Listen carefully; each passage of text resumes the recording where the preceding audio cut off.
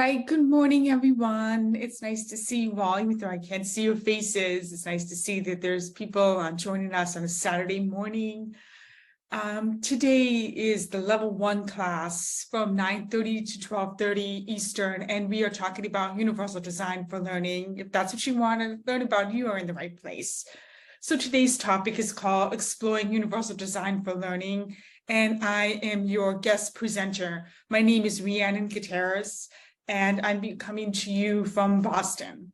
I know Dr. Bernard. I've presented on UDL many times over the years for various students of hers in this study group and in her graduate level classes on music education. So as I present on the screen here, my name is pronounced Rhiannon. I use she, her, hers pronouns. And I am someone who has been engaged in the practice of universal design for learning for over a decade. I've been in education for about 12 years now, and I currently work as the Director of Digital Learning in the Boston Public Schools, where I support teachers with district-wide implementation of technology. And also as part of my work in BPS, I do support a lot of staff with how they can implement inclusive uses of technology. And this extends beyond BPS. I go and present to various groups on the topic of UDL. And that is what we'll be talking about today. And whether you're somebody who's brand new to UDL or somebody who is somewhat familiar with it, but just wants to refresh your knowledge base, you're in the right place. We will be doing a lot of hands-on activities, so I do want to warn you about that, because just because I can't see you or hear you, that doesn't mean that we can still engage with the content. So you will not be presented to for 3 straight hours. There's going to be a lot of hands-on work. With that being said, we can go ahead and get started. So I have an opening activity for you all that has nothing to do with education or music. It's just something fun. I want you to post in the chat, the little chat icon at the bottom of your screen. Where are you in the world? And which unlikely animal combination speaks to you? So you can write on there, like, for example, for me, I'm in Boston, and then I'm put number 2, because I really like the chimp and tiger cub. I think that's really interesting, to see that they're engaging with each other in that way. So you can go ahead and post in the chat where you are in the world and which unlikely combo speaks to you. I'll give you a couple minutes to do that.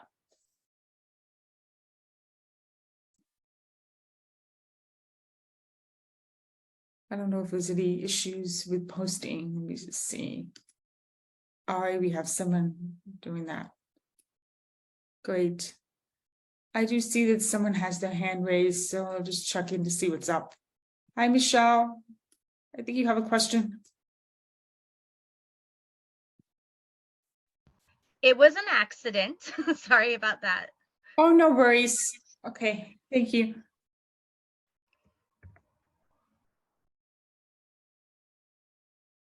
All right.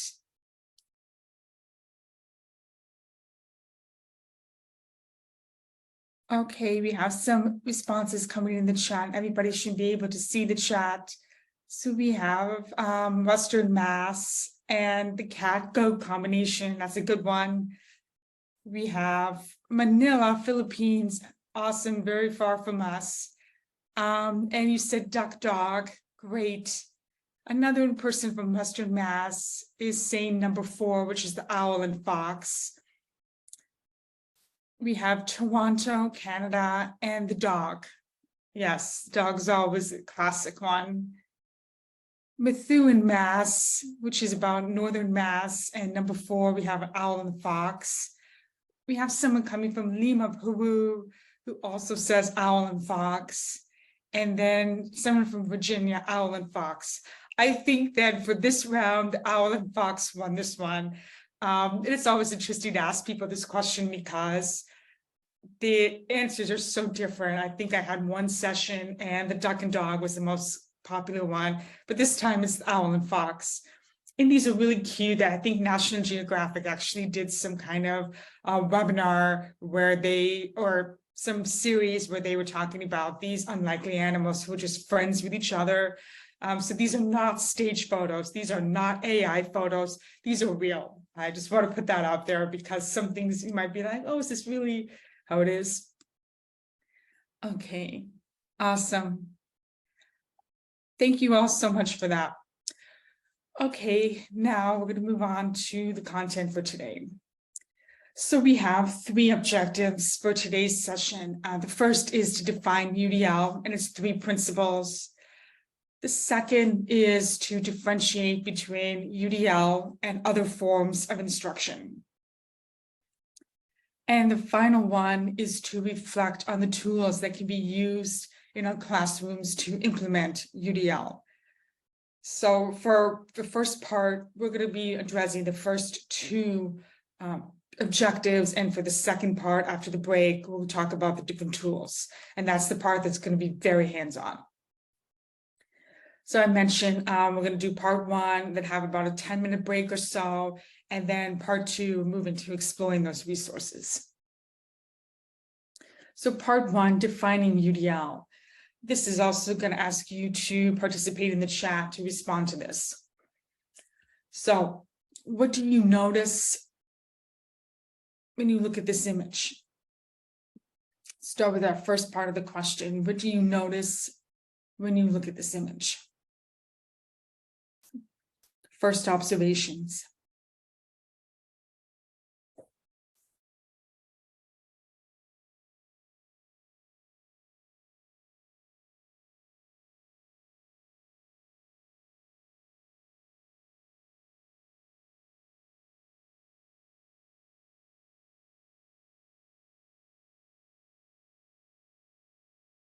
Okay, we have a couple of responses in the chat. We have that the middle one, the middle image, has more activity. And then another person said brain activity.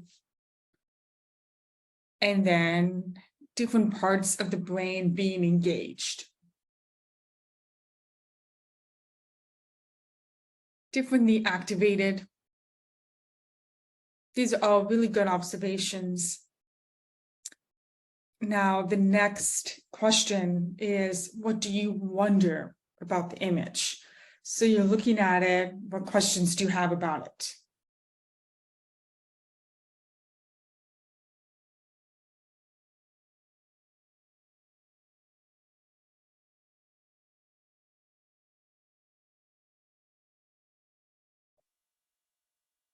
So someone is wondering about the red and the blue in the image. Yep. Someone's wondering who is more engaged. Are they all engaged in the same activity? Is it the same brain or is it different brains? Brain activity or brain damage? What are they engaged in? And does this picture say which part of the brains are activated? Okay, these are all, again, really good questions. So this image is often one that I use when I present on UDL. And it is my understanding, this is obviously a brain scan, and we know that imaging has improved over the years. So this is an older photo, but this particular image here is 3 brains, from what I've been told. So we have 3 different individuals presented here, and they are all engaged with the same activity, or rather, they all were given the same prompt. So I should say that they were told the same thing, and each of the brains responded differently. The person in the middle was asked, what are you thinking about? Because you could see that a lot of different areas of the brain were lit up. And they said, well, I was composing a piece of music. And what's interesting about this is that the prompt, or the question that they were asked, was to put 2 fingers together. So all 3 of these individuals were asked, put 2 fingers together, and all of them had very different brain responses. So they were probably thinking about different things, right? And the different parts of the brain do relate to what we're going to talk about today when it comes to UDL and how we can plan for that. So with that being said, it's important to understand in our conversation today that it turns out that almost every human characteristic that we care about is jagged, including intelligence, character, talent, and athletic ability. So, a lot of times people are like, oh, I'm just average, I'm average in this area, or I'm an average body type. And if you see here, there's different visual representations of this. But you have average, which is considered to be in the middle, but then you have two different individuals who might be having, maybe like low in this one area, high in this area, all around these different pieces of learning. And this can also like go with body type. And so we're not necessarily just simply average. And there is a researcher named Todd Rose who did actually work at CAST, where UDL was founded, who talks a lot about this in his work and about how important it is for us to plan for variability. And he uses a case of pilots in the Navy who were flying planes and they were crashing planes. And the US Navy realized they had a problem.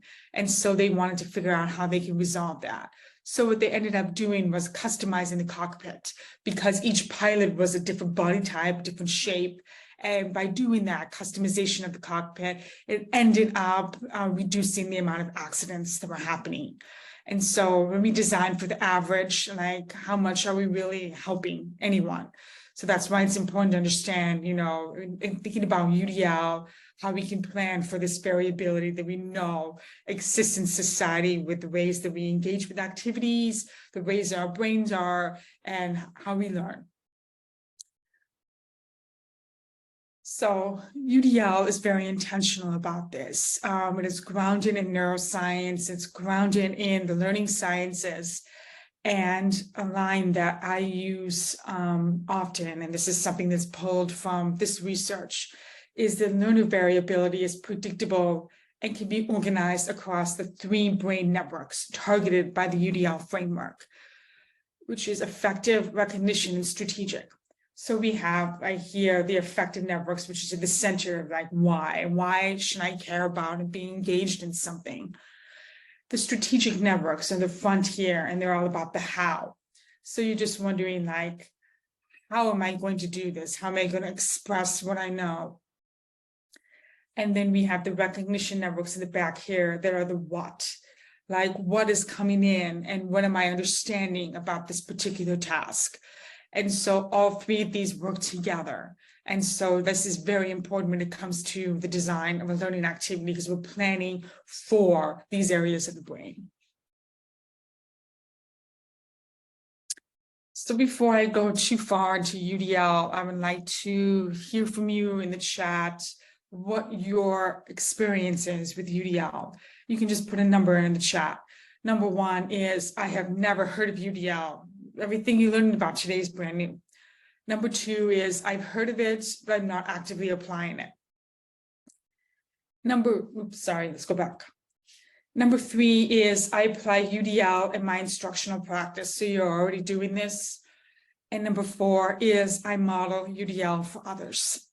So tell me in the chat where you are. There's no judgment. If you're at number 1, that's totally fine. That's why we're here today. Okay.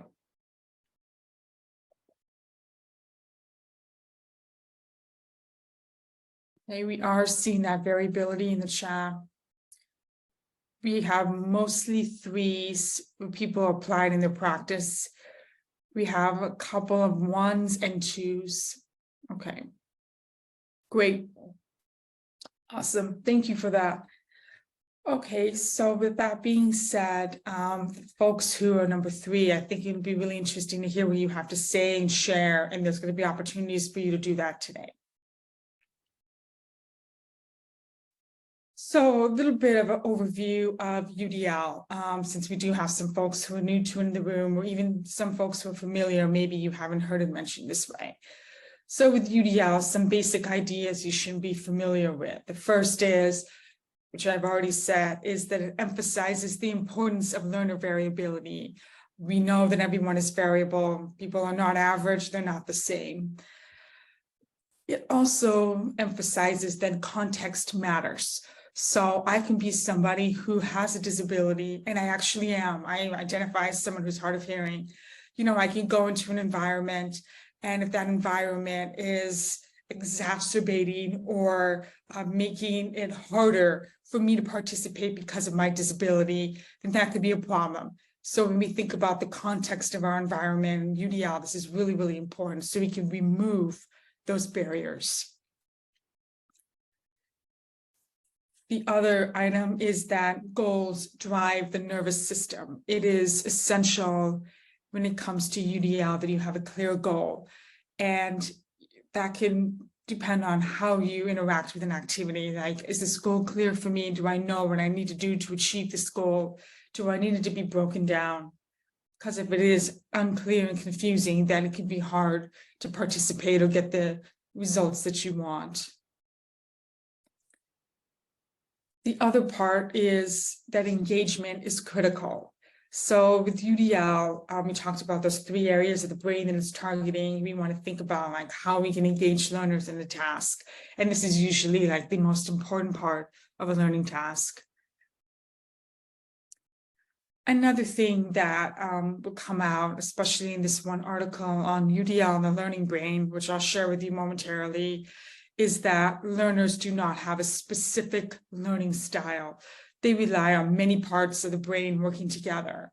So actually, if you look at neuroscience research, learning styles are a myth. You know, if you're just like, I'm a visual learner or I'm an auditory learner, I mean, it all could depend on a number of things. I mean, I would say I'm primarily reliant on visual cues to participate because my hearing is not great, but that doesn't mean I'm solely a visual learner. I do a lot of hands-on activities. There might be some other things that I use to engage. So saying that I have a learning style is not really saying UDL, it's something different. And we do want to think about all different parts of the brain working together. And then the last part, in which we will have time for today, is that reflection is key to developing expert learners. So when we think about UDL, we are working towards helping students and ourselves become expert learners, knowing how you learn and how you're going to respond to that in given situations. So I mentioned the article. I'm going to go ahead and link to that in the chat. Let me just do that real quick here, because I think this would be really interesting to you all. Let's go here, UDL, the learning brain. This is the one article that I always encourage people to read, because sometimes UDL can be really dense, really theoretical, but I think that this 3-page article has been like the most concise description of it I've seen if you wanted to share it amongst your colleagues. So the link to that article is in the chat for you. Okay. And you will also be getting a copy of these slides. I'll share those with you momentarily as well. Okay. So let's go back here. We were talking about UDL as a framework, and what it does is it allows you to proactively design for variability and to develop expert learners. So we're going to talk about how those 2 things come into play today. For those who are familiar with UDL already, you know that there are the 3 principles that are targeting those different areas of the brain. The first principle, which we talked about being super critical, is engagement.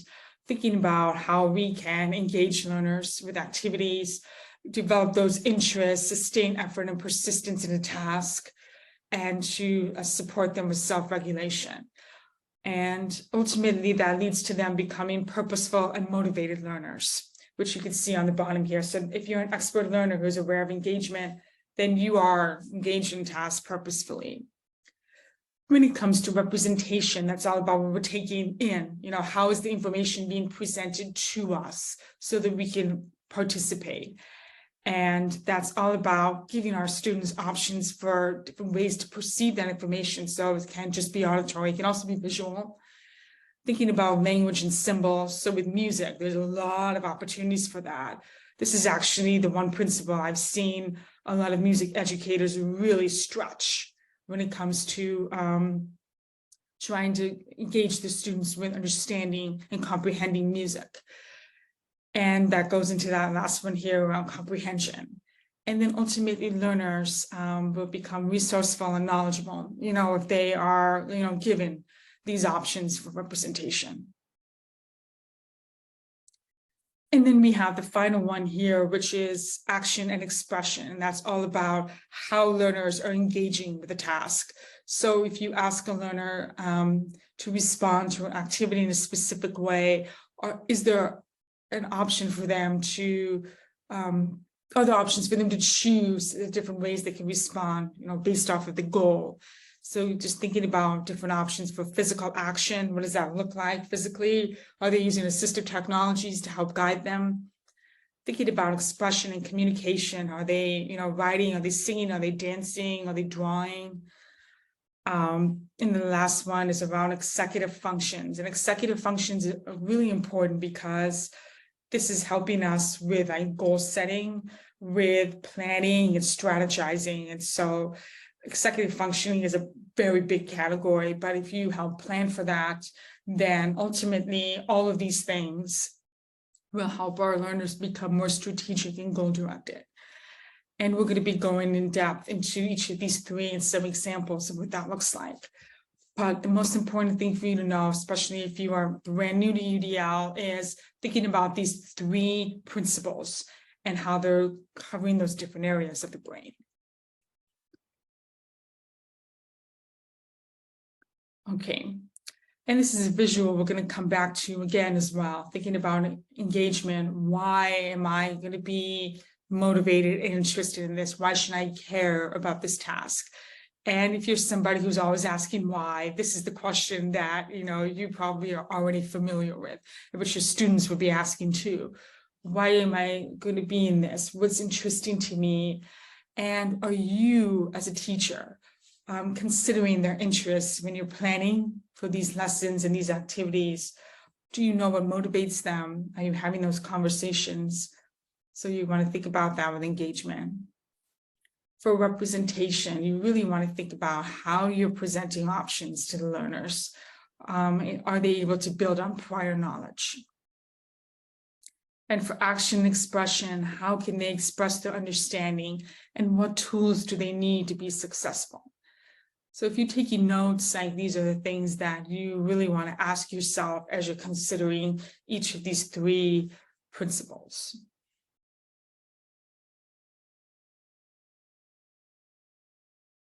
Okay. And I mentioned the goal of UDL is to become expert learners. So if they're able to, engage with these tasks and being given these options, they'll ultimately develop these skills. And so it's not going to happen overnight. It's one of those things that's going to be lifelong. This isn't just for our students. This is also for us. All right. I have a video that I'm going to have you watch, and then we're going to do our following activity where you can reflect a little bit on your own experience as a learner. I'm going to go ahead and play it, and please tell me in the chat if you cannot hear it, because I want to make sure you can hear it. Oh, let's go back. Sorry about that. Schools need to be more like orchestras. Often schools act as if what we really want are clarinet players, and everybody else is a failed clarinet player. And in fact, what the culture needs and what orchestras needs is a great diversity of the kind of instruments you can play. We are all on spectra, many spectra. That's the way the nervous system really works. It's not a categorical thing.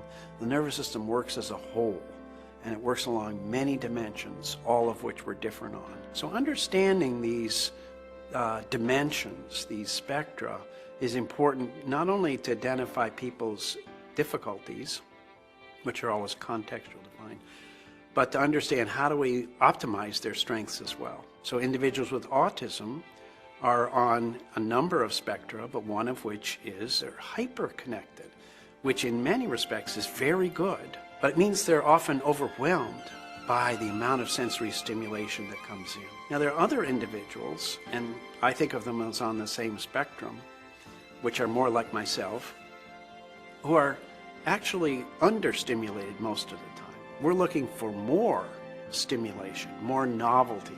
The far end of that are people with ADHD, for whom it's called neophilic. They're looking for novel. Look, give me something new, because their nervous system is mostly underwhelmed. Autistic kids are looking, how can I reduce the amount of stimulation? Kids in ADHD are like, how can I get more stimulation here? We typically in Universal Design for Learning talk about it. What we want to graduate are expert learners, people who know how to learn, but that means know how I learn, not how we learn in average, and can do that in any context. Laws are changing, ideas are changing about education that say, no, we need to expand the channels that are available so that we don't pathologize kids, that we in fact recognize that disabilities are inherent in the ways that we're teaching. And schools have difficulty with that. It still has a feeling of we're trying to standardize students, make them more the same. The future must be that we are trying to de-standardize students to in fact discover what they're good at. This is a really good violinist, but probably not a good percussionist. Let's amplify their strengths and prepare them for being in an orchestra rather than soloist.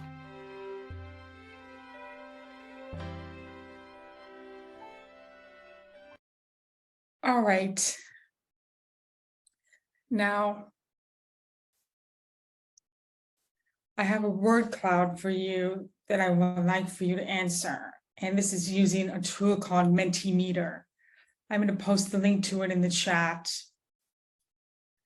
And all you need to do is just fill out 5 words that respond to that question. If the link doesn't work, please let me know. But it should bring up something that looks like this. And where it asks you, what were some features of your music education? And you can respond with 5 different answers. It'll look like this. And when you're ready, you can hit submit. And then it'll give us a nice word cloud visual of everyone's responses. Right now, I'll give you a few minutes to do this. If you're on your phone or on a computer, you should be able to access this okay.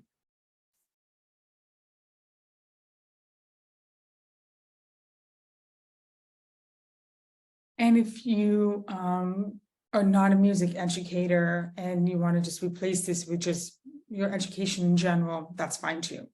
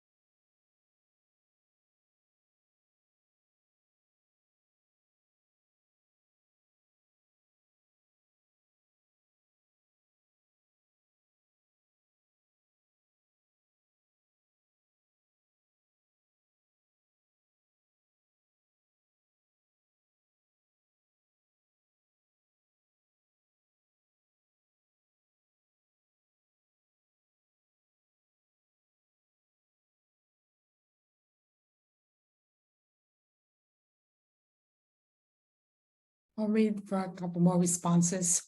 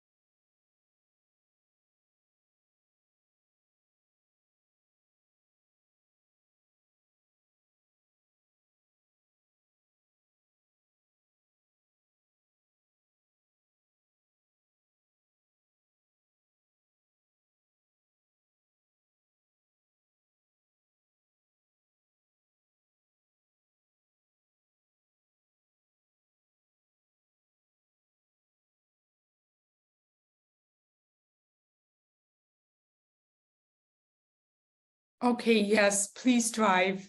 We have one person in the room who is driving, and I do not want you to be on your phone while you do this, but thank you for participating. Appreciate it. All right, I think we have almost everyone, so this is great. Thank you. There's so much variability in these answers. For those who are able to type and not driving, can you tell me, is there anything here that surprised you? Were you surprised to see anything? I should also tell you that the bigger a word is, that means that more than one person has responded with that. So if you see a big word like the word singing, this means that multiple people said singing. All right. Is there anything in the responses that surprised you?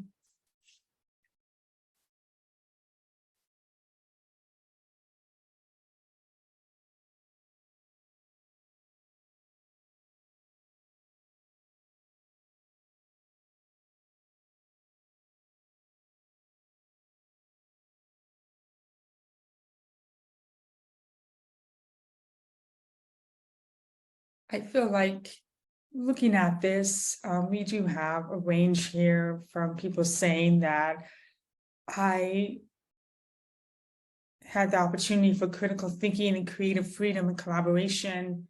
It was diverse, inclusive, and strength-based. And then you have people who said there was no room for experimenting. And then there were some parts that were challenging, which, would be true. We have people who said that they had support along the way. And I love that someone was also just honest about how they started late at 15 years old. And I think that whoever you are, whoever said that, that's also proof that it doesn't matter like how old you are, just when you start this, because this is, if you love it, it's never too late. So these are really good responses. And I love to see the differences that people put here. And if you were interested in using this tool, you can certainly, and this is a free tool, Mentimeter, you could certainly ask your own question here of your students, like, what did you think of an activity? Or what are some words that remind you of specific things? And so feel free to use this tool. It's called Mentimeter. I think that Wordle used to be really popular, like the word cloud generator, and that went away. And so I was able to find this one. But I love seeing all the different answers here, and especially that, singing, exploration, strengths-based, and collaboration was such a vital part of your music education. Okay, thank you. All right, I'm going to move on from this activity and go back to the main slides. One of the things that I think is important when we think about UDL and distinguishing it from a traditional classroom space is that, and this is a graphic from understood.org, which is a website we'll be visiting later on today.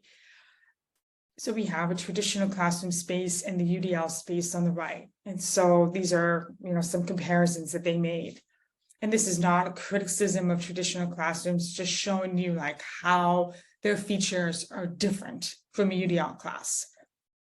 So when it comes to teaching in a traditional space, it focuses on what is taught. In a UDL space, it focuses on both what is taught and how. And that makes perfect sense if you think about developing expert learners. This is very much a key philosophy of UDL. In a traditional space, accommodations are for specific students, but in UDL, they're for all students. So when we think about that representation principle or action expression, how we're presenting, giving students options to show what they know, they really have access to all those tools, right? Like text-to-speech, captions, those are things that were traditionally for a student who had that need, but they can help everyone. A teacher decides how the material is taught in a traditional space, but in a UDL space, they work with the student to decide how the student will learn the material. And so that's really going into different kinds of teaching where you might have stations, you may have one-on-one, time to work with a student, you may utilize other forms of instruction to ensure that you have that dialogue with a student and not just present it at them. The classroom has a more fixed setup in a traditional space, and we do recognize that there are some building and physical limitations. But in a UDL space, we want to aim for a flexible setup. You know, can we move the chairs and tables around? Can we do something with the acoustics? Can we like change things up where it makes sense to the learners? In a traditional space, there's generally one way for a student to complete an assignment. And sometimes that is how it has to be. But in a UDL space, we do want to consider multiple ways to complete an assignment. You know, depending on what the goal is, you know, we can have flexible ways for the students to complete that assignment. It could be a video recording, it could be a presentation, it could be a writing. If the assignment doesn't say it has to be a writing, then you can be a little more flexible with that. Grades are typically used to measure performance in traditional space, and in a UDL space, they reinforce goals. So what is the goal of this lesson or this activity? And how can we come back to that? And that's where we think about things like using rubrics to help them grow and to see where their improvements are. So these are just some examples that are listed here. But overall, UDL is all about like having that dialogue with your student and designing and planning flexibly. Okay. Now I'm going to give you a link to the UDL guidelines website to post in the chat.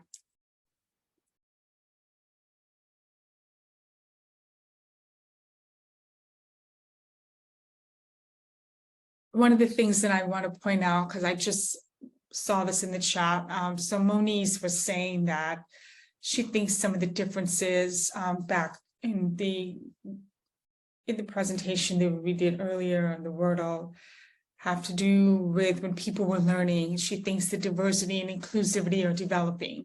So depending on when you are a music student, if you're younger or if you're older, like maybe some of these have changed in the world, wherever you are. So that we do see some of those changes. So thank you for calling that out. I appreciate that. So going back to the UDL website, I just posted the link in the chat. It should open up a link that looks like this. For those of you who are on your computers, you'll see a wider screen view of this. And you probably also recall this graphic that I shared earlier, which are the latest version of the UDL guidelines, which were developed in 2000. Well, the guidelines are older, but this particular visual representation comes from 2018, and I believe this is version 2. So that's what we see here. They are undergoing revisions right now, and we'll talk more about that later today.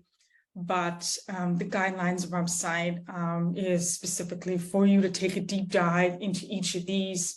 And if you were interested in engagement, you can go to that section on there and click on one of those checkpoints to see those examples. Representations there and action expression. If you're looking for a visual or a downloadable graphic to print out or present to colleagues, that's what you have along the right side here. And in fact, I get a lot of my resources from here. And so this is where you can find your visuals if you're interested in having those. And then for our friends who are not in the United States or in Canada and speak other languages, there are other language options here, including Arabic, Catalan, Simplified Chinese, French, German, Spanish, the Irish language, Italian, Japanese, Portuguese, Swedish, Turkish, and Braille. So that's a pretty diverse range that I think a lot of the languages in the room may have been represented, but maybe not all. But if you do have a request for that, I think that they would be more than happy to work with you on developing that. So those are all the translations you can find there on the website. All right. Now I want you to keep this link open because we'll be using it in today's presentation.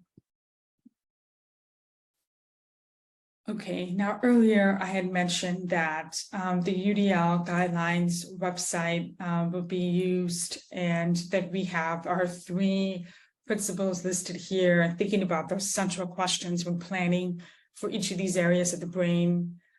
We're going to take a deep dive and spend some time, and we can use the chat to look at each of these. Now, I'm actually not going to start with engagement with this one. I'm going to start with representation and then end with engagement. So the first one, representation. So this is really about considering how our learners differ in the ways that they perceive and comprehend information that is presented to them. Now, there's always opportunity to grow in each of these principles, whether you're at a 1, 2, 3, or even a 4, in your UDL knowledge. And for this particular one, we want to consider like perception, like how are we presenting things to them? What kinds of things can we change when it comes to the language and symbols, and offer them options for comprehension? So some examples that I can think of and that have been brought to my attention from music educators that I've worked with over the years. Unfortunately, I don't have the actual artifacts with me, but these are examples of them. So for representation, I've heard educators talk about using colored keys on a piano. If they're trying to teach specific keys, they might use color. Now, this is something that you could do, but you have to keep in mind that you have to consider the learner. Is that learner colorblind? Well, then maybe that won't be the best option. Maybe you can use patterns, or maybe you can use textures. So color shouldn't be the only way if your learner might be colorblind. So that's one thing you can do. Another thing, and this is something that I do personally, which is to have captions on all my videos. I never show a video unless it's going to be captioned. And so I encourage you, if you're going to make videos, especially explainer videos, to add captions to them, or to look for videos that have them already. And that can be either in the English language or in other languages. And a transcript would also be useful. Sometimes people are having a hard time accessing audio content. So if you have a podcast and there's no captions, that can be really tough for someone who might struggle with that. So having a transcript option would be really helpful for them to scan it and follow along. I've also heard educators talk about music visualization. So when audio is playing, you could see those visual graphs, and this is nothing new. And there's so many different representations of this. I think that one of the ones that's actually kind of interesting that's out there is called the Chrome Music Lab. And that one really gives you those visuals of the audio. Not all of them, I think it depends on where you go. But the Kandinsky one is the one where you can draw something, and then you can just see that pulsing whenever the sound is being made.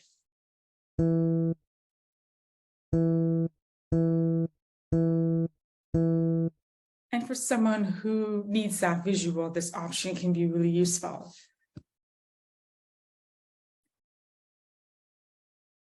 Another thing that I've heard people talk about is to create those explainer videos that show you how to do something or demonstrate something before you play. And this is really, really helpful for building on that background knowledge. And some students might need a different video than others.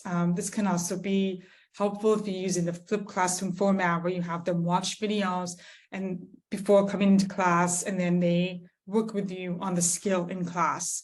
So that can be something that you either make or that you find. And there's tons of videos out there, as you know. But you also do want to be, careful about that video you select, because you do want it to be accessible. And then the last one, which is a very common one that we're familiar with as educators, is our graphic organizers. And I actually have some tools to show you where you can get and make free graphic organizers, especially if you don't think you're super artistic, but you still want it to look nice. I can give you some tips on where to find that. Okay, so those are a little bit of examples of representation that I've heard of out there with music education. Now, This is where I'm going to have you write some of your responses in the chat based off of what we talked about earlier. And you can definitely use the website if you want to help you answer this question. Now, the original lesson, and we're going to talk about how to make it UDL. The original lesson is that a teacher is using a teacher-directed slide with text instructions to present an activity to students. How can this be made more UDL?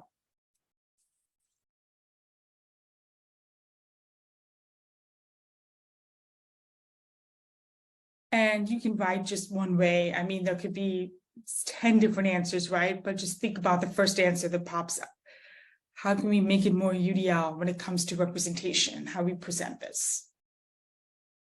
A teacher uses a teacher-directed slide with text instructions to present an activity to students.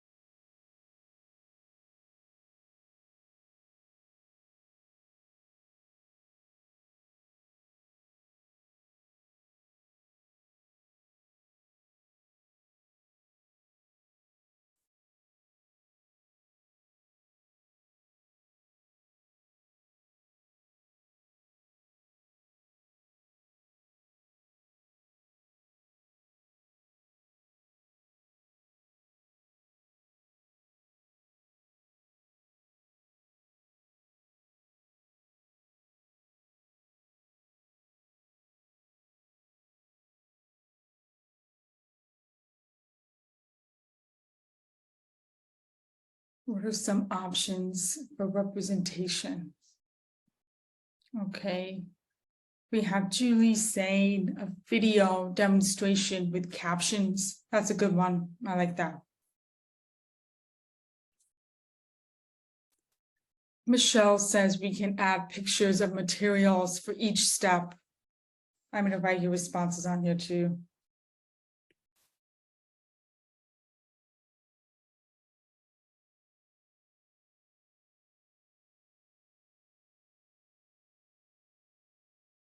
Any others?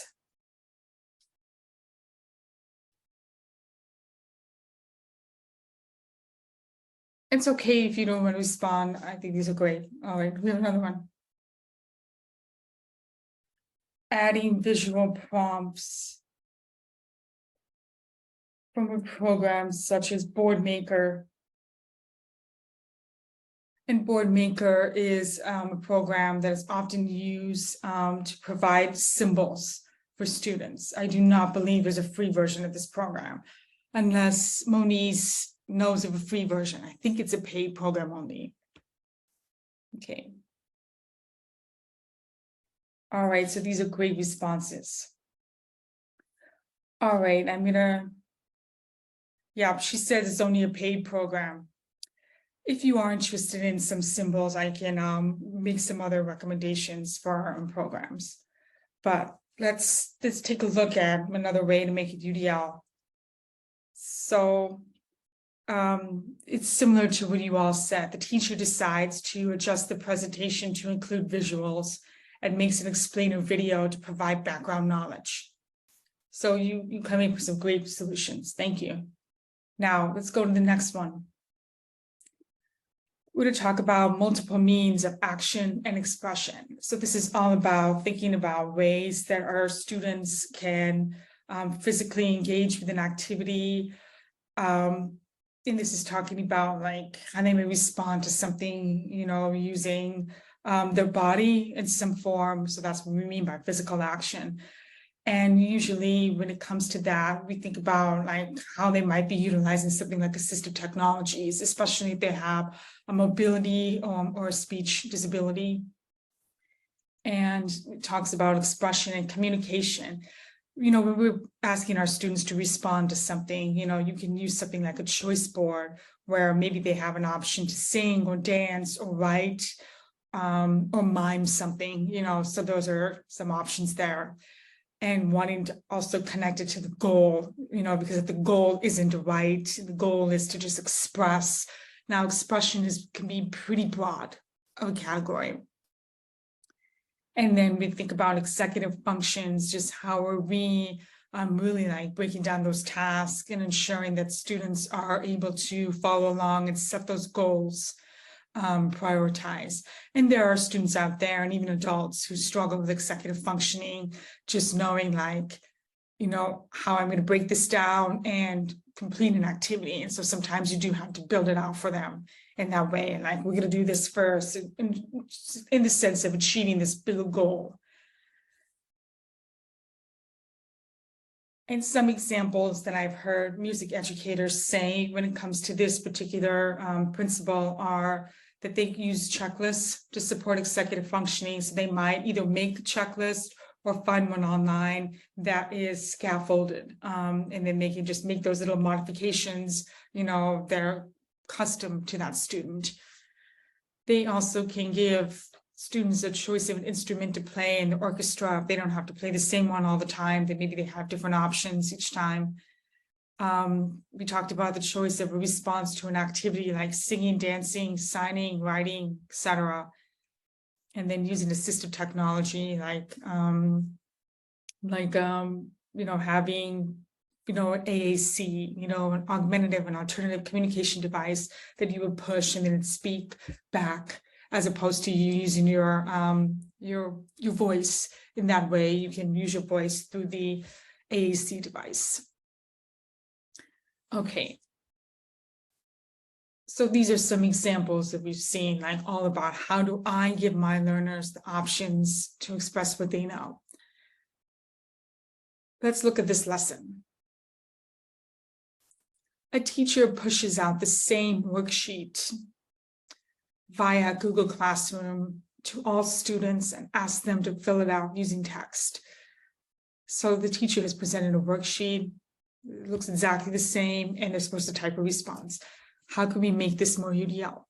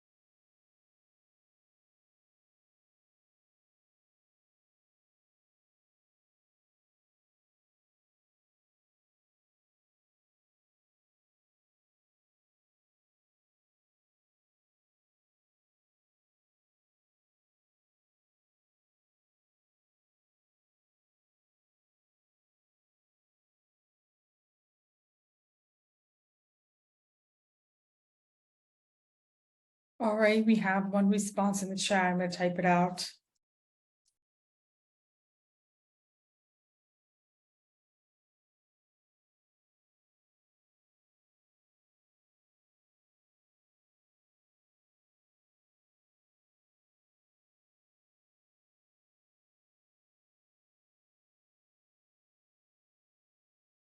Okay, we have one response that says the students can respond using audio, video recordings, depending on the question. Okay, anyone else?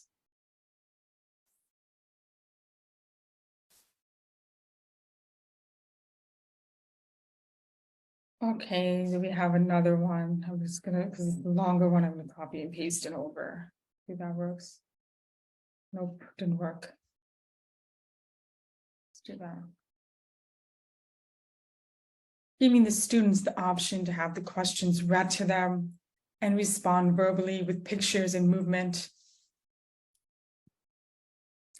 And as far as having the questions read to them, they can use something like a text-to-speech tool, like Read and Write for Google, where they can highlight the text and it's read back to them. So that way it cultivates their independence. Or even you can have a video recording maybe, or an audio recording with your voice, potentially. if you wanted to do that. Okay. Respond. These are great. Any other final thoughts? To ask the student if there is a way they would like to show their learning. So that's engaging the student in a dialogue about this. This is great. All right, awesome. These are great responses. Now, let's see what's under here. One option I wrote on here is the teacher decides to create a choice board connected to the activity to give the learners choice in which activity they want to do. So this is one option. What you wrote here can be also integrated into a choice board. And I also understand that sometimes I'm making references to things that you might not know what I'm talking about. So I do want to ensure that I'm not being unclear. So I'll show you what a choice board might look like.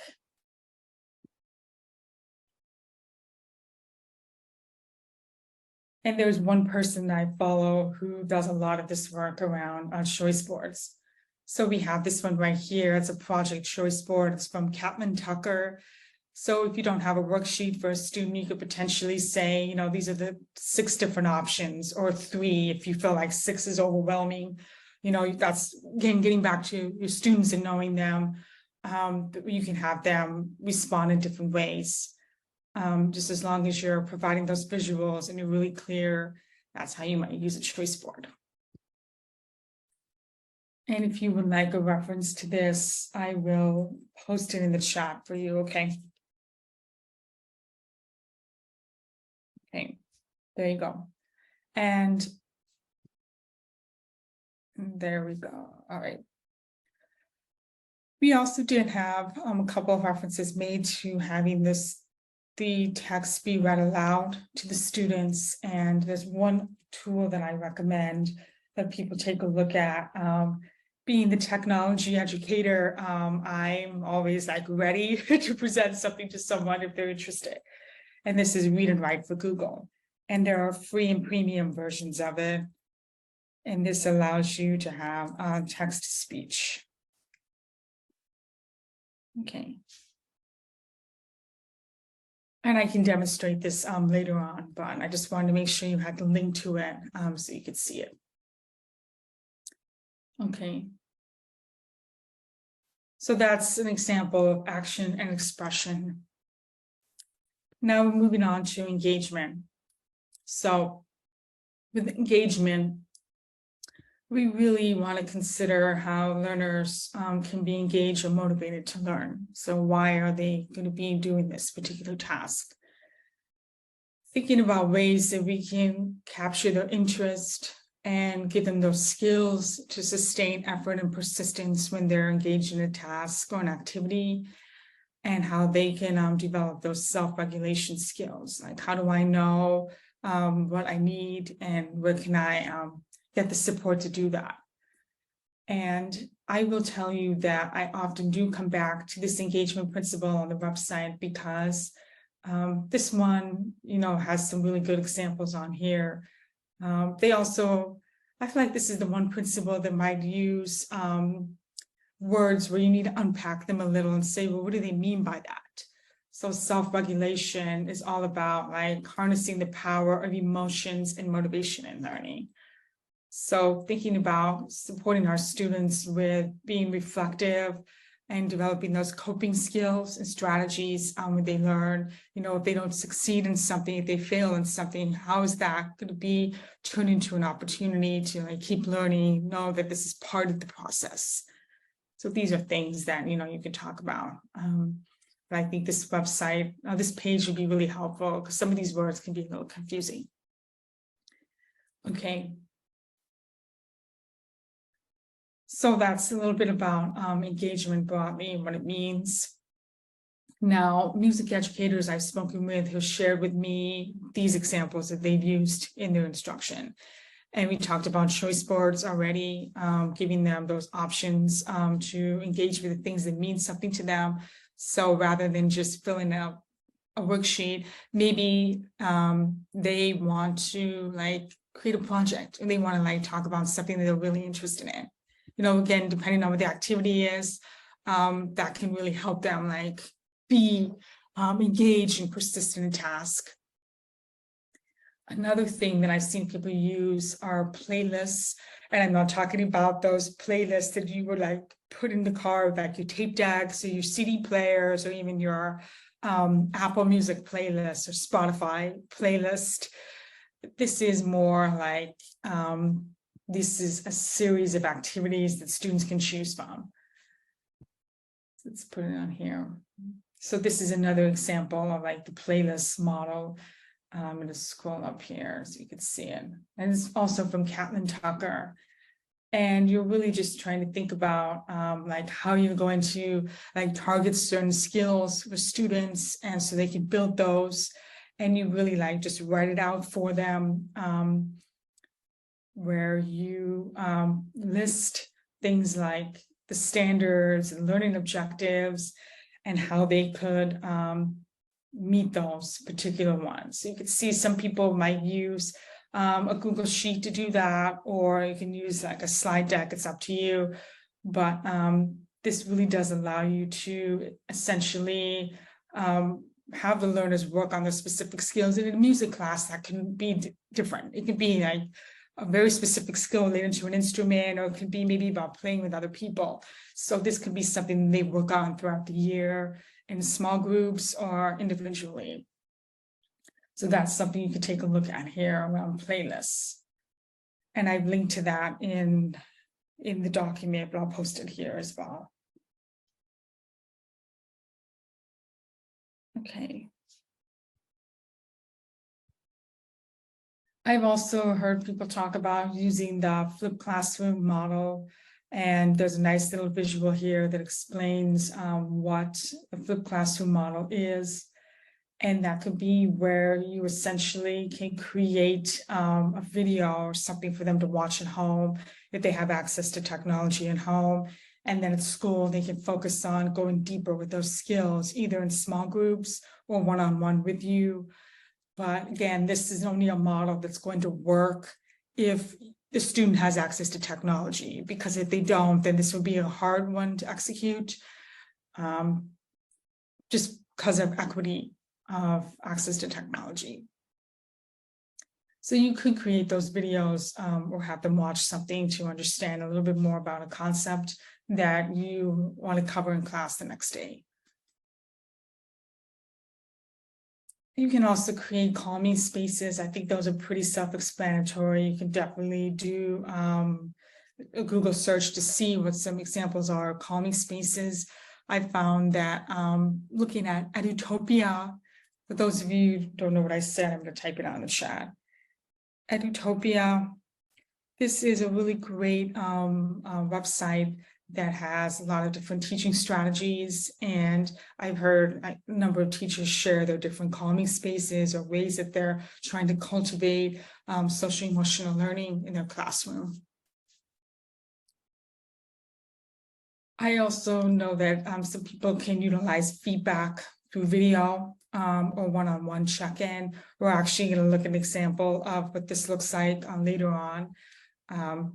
Because this is something that is really, really important, you know, because I think just simply writing written feedback wouldn't be enough. I mean, it's important, but sometimes they want to hear your voice and they want to like know like that this is something that like matters to them and to you.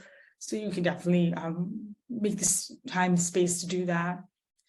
And then the last example is you can have whole and small group discussions. We know that like having a big group discussion isn't always ideal. So making sure that we make that time so that we can engage with people and like talk about specific issues and have everyone's voice heard. You know, you can have that variability here with the different group sizes. So that's a little bit about engagement. And this is not comprehensive. There's tons of other examples that we're going to explore after the break. But I just want you to get like a baseline understanding, especially if you're new to UDL, what this could look like in your space. Okay. Now, this is our last activity before our 10-minute break. In the chat, you can tell me your response. So in engagement, this is fairly basic. There's a lot of opportunity to make this better. A teacher has asked all students to complete the same task at the same time as a large group. So how can this be made more UDL?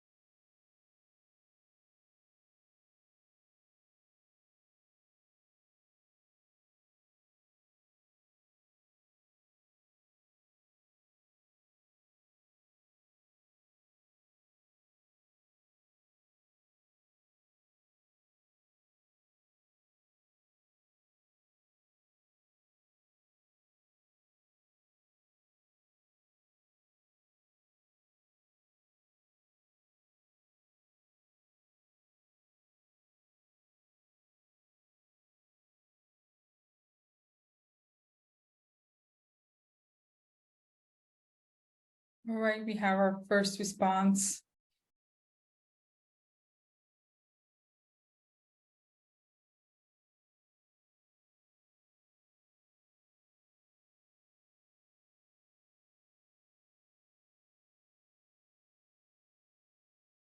And we have another one.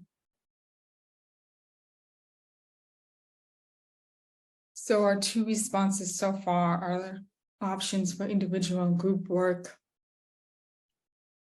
After giving the students some choices on how they complete the task, they can be placed in smaller groups based on how they want to complete it. Yes, it's great. Anything else?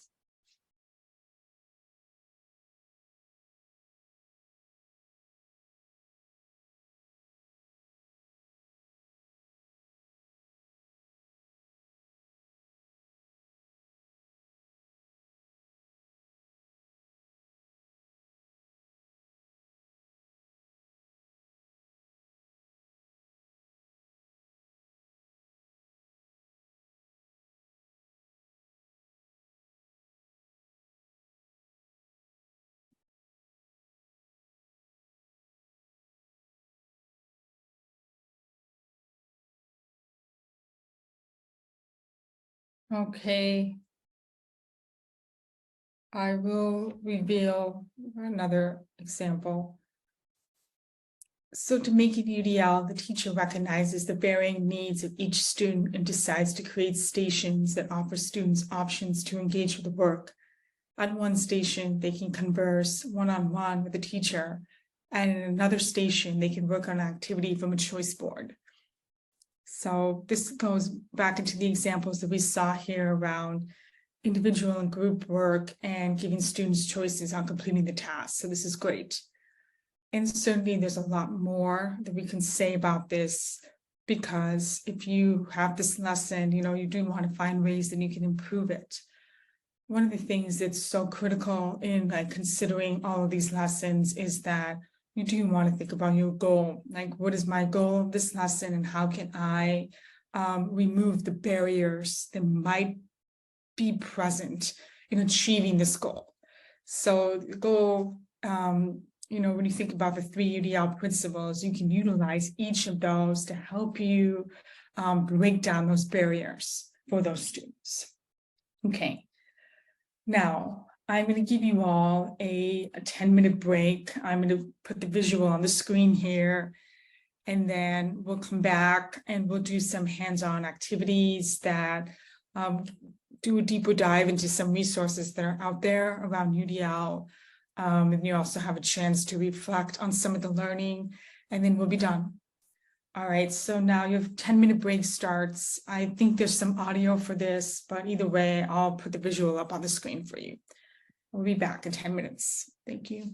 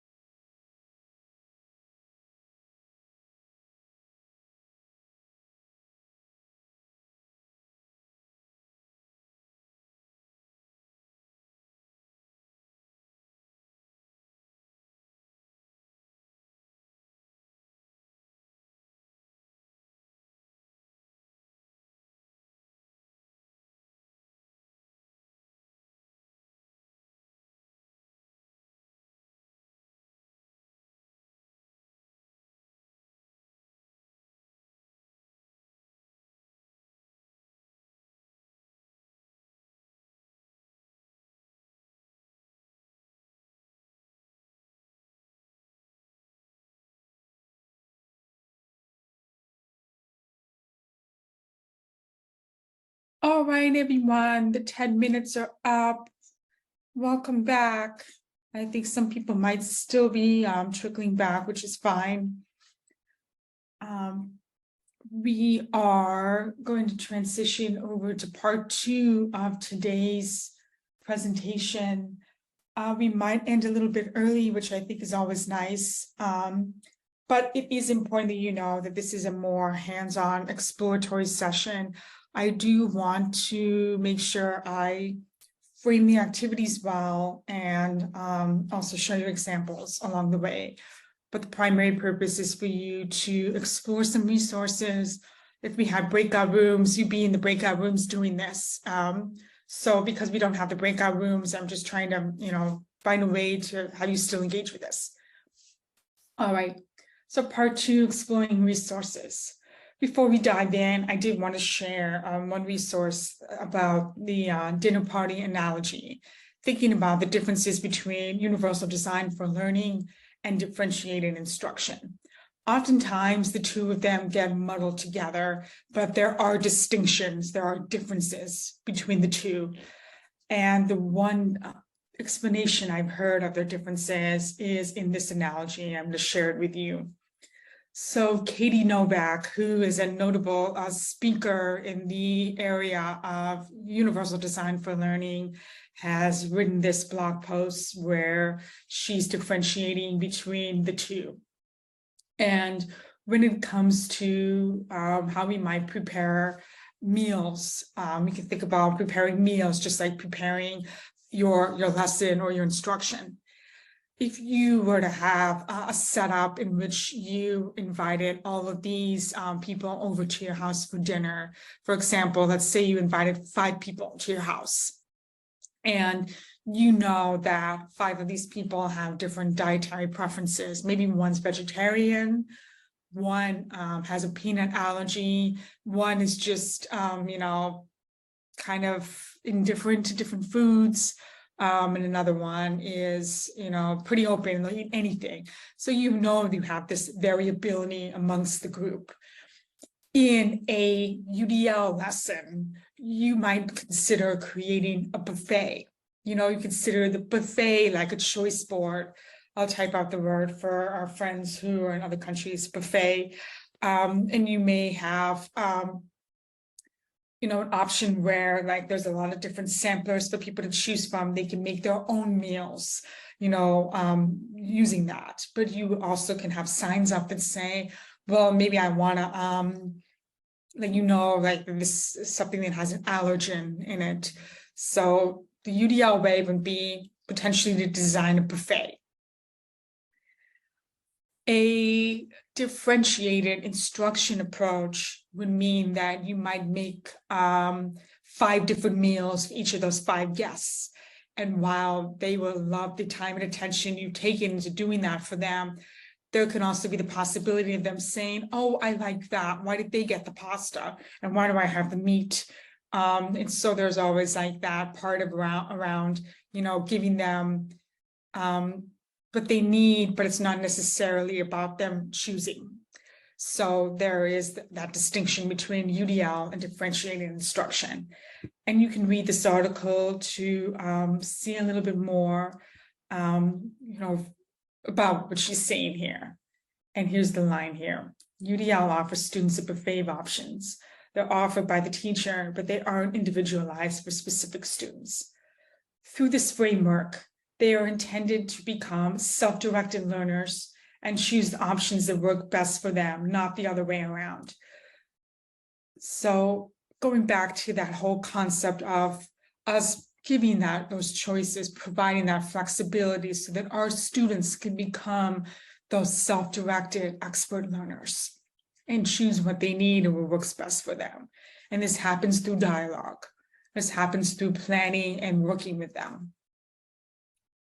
Okay, so that's the dinner party analogy. If you wanted to share this with your colleagues, I will post the dinner party analogy in the chat for you as well.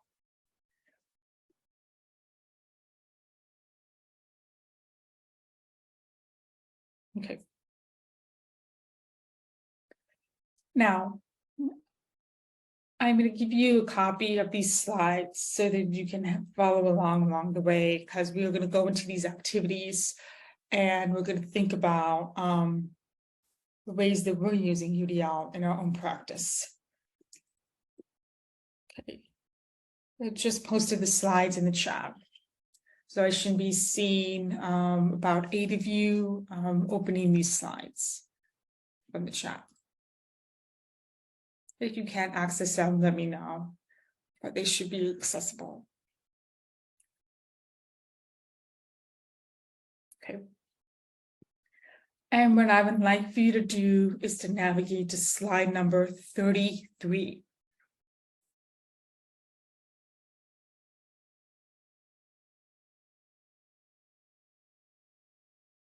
Okay. So slide number 33 is where we're going to explore resources that we would like to explore. So this is where I'm customizing it for you, depending on what you would like to learn more about. So on slide 33, we have 2 resources. The first one is Goldbook UDL Strategies. This resource I would recommend you check out if you are looking for UDL strategies to review or download. So like a PDF or a Google Slides presentation of something, you can find that on the Goldbook website. If you're looking for a breakdown of strategies by UDL principles and checkpoints, so the Goldbook site, if you want to get to it, you would click on the link right here, and then it'll open it up for you. And it should open up a website that looks like this. It says UDL aligned strategies. And I talked about the 3 different principles here. And so if you're like, oh, well, I'm really interested in learning a little bit more about engagement and other options beyond what Rhiannon was talking about. So you could see on here some examples of giving you, like, for example, I have minimized threats and distractions for engagement. And one of them says acoustic highlighting. So we can open that one up. Excuse me. And here it gives you a description about what it is. And then you can potentially download a resource if it's available. Now, one caveat, one thing I do need to mention about this website is that not all the resources are going to be available for download. This is one of those tools that has both free and paid versions, and the free versions show you all the strategies, but it doesn't necessarily give you all the resources connected to those strategies unless you pay for it. Now, if you happen to be a Boston Public Schools educator or an educator that has access to this tool in your district, then you should be able to favorite and save it to your library. This tool, I believe, is something that would have to be obtained either at the school or the district level. I don't know if you can get it as an individual, but regardless, I think that this is a fantastic resource. And even if you don't get the resource here, it'll at least help prompt you to look to see what else is out there. So that's just one example I have here. I can see about some others. So this is, if it's available, you'll see stuff like that. All right, if there's readily available resources to download, you can take a look at that and preview it. All right. So some of them may have this, but not all. So that's the UDL strategies, and that's what I recommend you check out if you're looking for specific things to review and download. If you are looking to have a step-by-step guide to develop UDL lessons, or you want to revise an existing lesson of yours that you're thinking about to make it more UDL, then I would check out the UDL lesson planner. And this is a step-by-step guide. It's very basic. It's like maybe about 4 pages long that goes over that process. And if you click on the link here, it will take you to this website. Lesson Planning with Universal Design for Learning. And this is on understood.org, which itself is a fantastic resource to just find things about supporting all of our learners. If you scroll down on this article, you'll see that there is a download link for the lesson planner. And you can just say, no, thanks, I'll just download if you don't want to subscribe.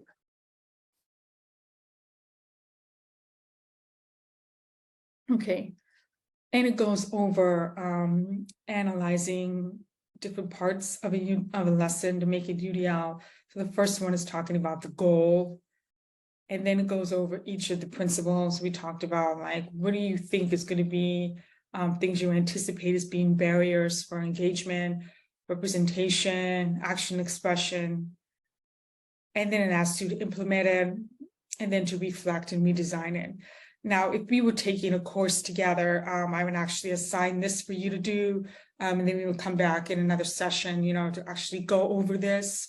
But unfortunately, we don't have the time to do that today. However, I do feel like this is a fantastic resource. It's helped me, it's helped other people just more proactively think about UDL in their lesson planning. Okay. Now I'm going to give you about 10 minutes to look over these strategies. And then if you have any questions, you could post them in the chat. Okay, I'll give you about 10 minutes to do that. Just look at these. And then from there, I would like, so I'm going to give you the activity before we start it. So you're going to look at one of these. If you want to look at both, you can, but 10 minutes may not be enough time. So look at one. And then after you look at it, I want you to share in our Padlet your examples, something that you have been working on that you found that you really like. Okay, you're going to post it there within those 10 minutes. Okay. So 10 minutes to look in one of these and then post in the Padlet your response. Okay, I'm going to put it up on the screen so you can see the timer.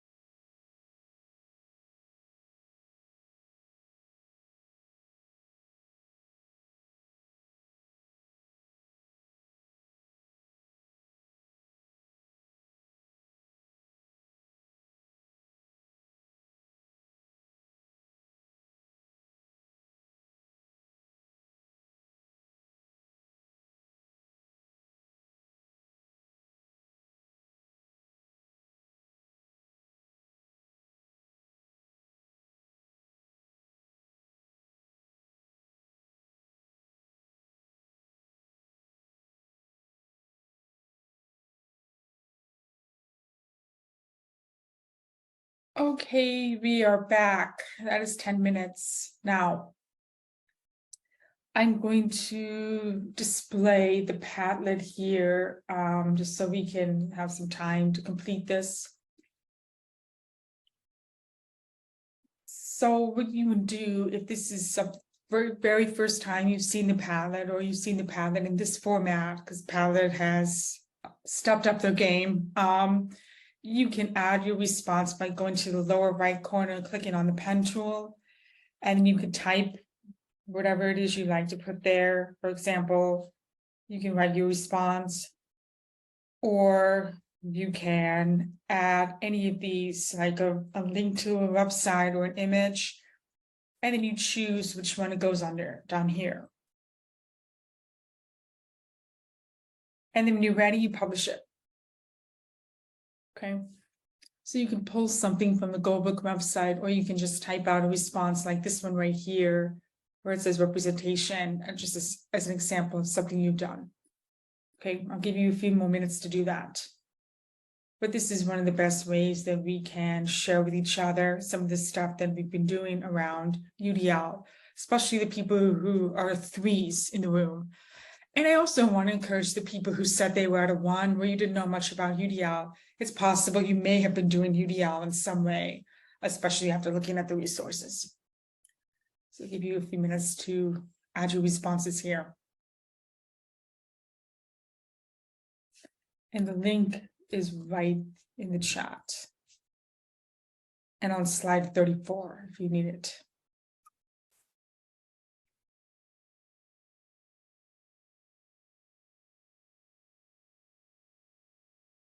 See here.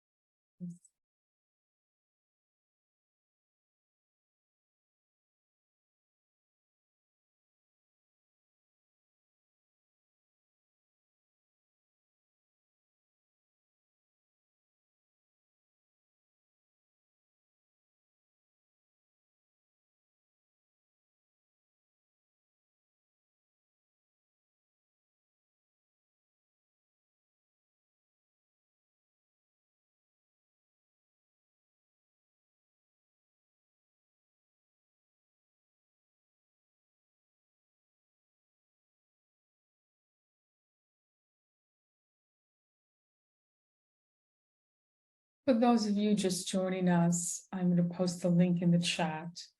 We are on slide number 34.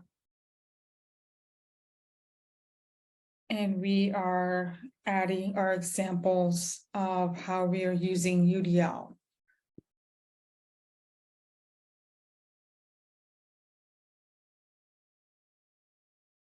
And posting them here.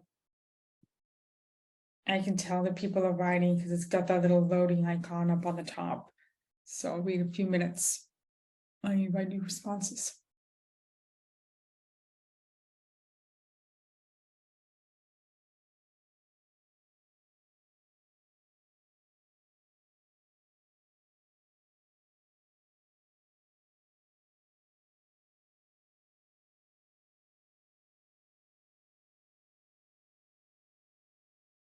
As a reminder, you would add a response by clicking on the plus sign. You would type here, use these icons. Choose where you want to post it.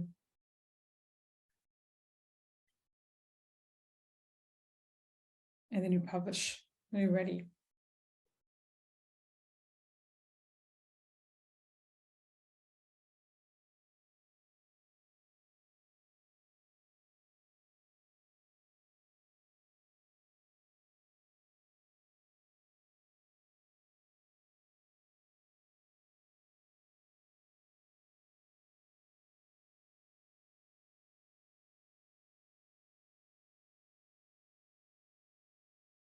If you need any help, just let me know in the chat. You can raise your hand.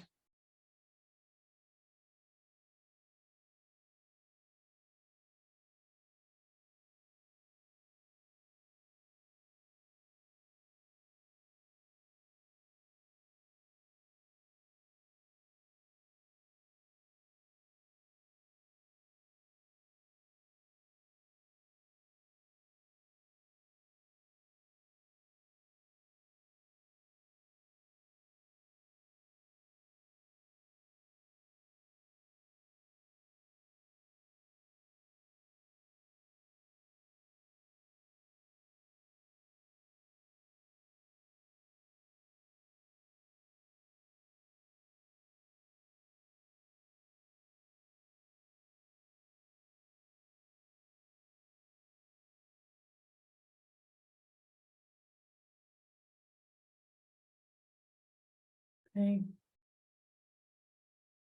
All right, I'm going to take a look at each of these now. So we had a couple people share in each of the categories, so thank you for that.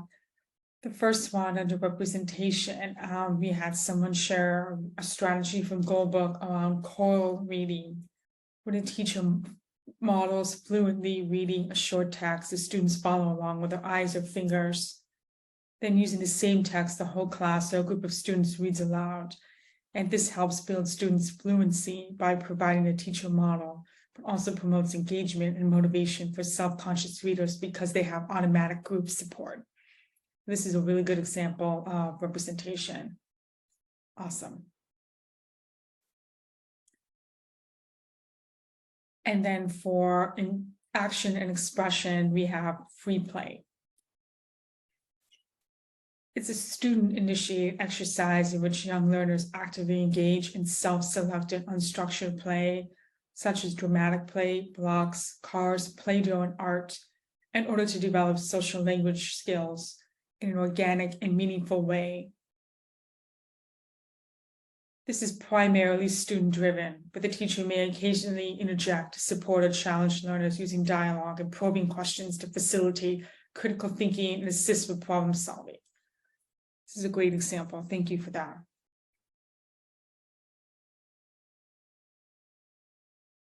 Okay. And then for engagement, someone said there's so many great ideas here. I'm assuming that they're referring here as being Goldbook, the different examples. This person loves the idea of community artifacts, and they teach strings classes of students from multiple schools, and having them bring in a piece of music that means something to them. Playing it on their instrument, sharing a video recording would be great on so many levels.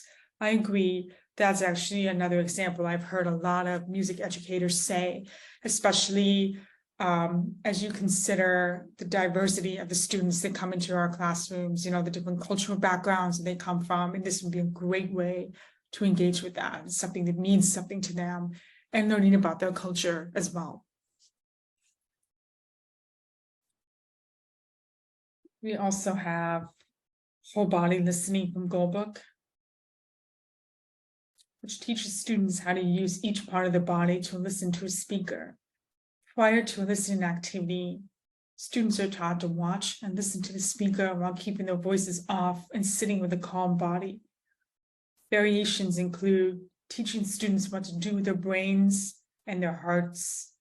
The strategy differs from traditional active listening in that it is a more intense approach that focuses not only on the metacognitive components of being a good listener, but how to physically focus each body part while listening. This is great.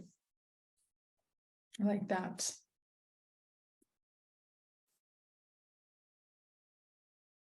It looks like we have a couple more that have come in as well, so let's take a look at those.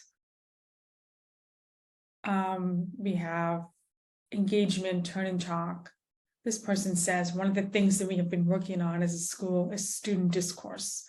Understanding something is enhanced by the ability to explain or discuss it with someone else. We also assist with this by providing accountable talk stems. That's really good. And turn and talk is a structured, for those of you who may not be familiar, turn and talk is a structured discussion that invites students to turn and face a designated speaker partner in order to discuss an idea or question to deepen understanding. During a lesson or activity, the teacher poses a question or a topic and signals for students to discuss it with their partner. Teachers can listen in and choose to highlight common ideas or new thinking to the whole group. And they should strategically pair students based on the lesson or activity with respect to the student's strengths, preferences, and learning styles. Okay. So this is really good. I love all these examples. All right. I think that's everything that people shared, and I'm sure that there are other examples, but we can move on and we'll, keep talking about them as we go along. Okay. Now, another thing that I want to talk about is the relationship between technology and universal design for learning. I did mention earlier that my background, my current status is that I do work in a technology-related role at the district level.